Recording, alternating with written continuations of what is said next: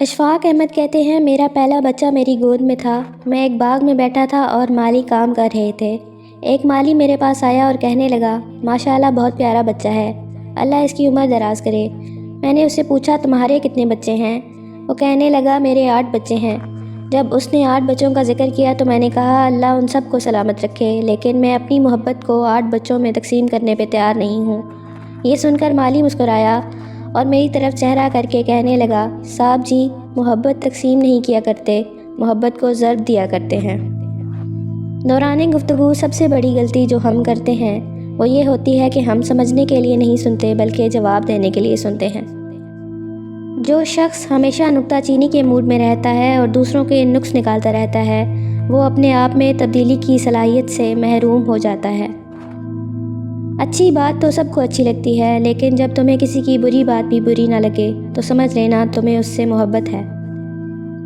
ایک بات زندگی بھر یاد رکھنا، کسی کو دھوکہ نہ دینا۔ دھوکے میں بڑی جان ہوتی ہے، یہ کبھی نہیں مرتا، گھوم کے ایک دن واپس آپ کے پاس آ ہی جاتا ہے، کیونکہ اس کو اپنے ٹھکانے سے بہت محبت ہوتی ہے۔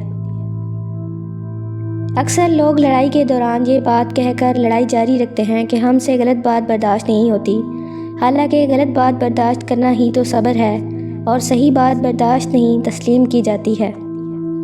لوگ اپنی گفتگو سے اگر غیبت، بہتان اور تہمت نکال دیں تو باقی صرف خاموشی رہ جاتی ہے، جو کہ ایک بہترین عبادت ہے۔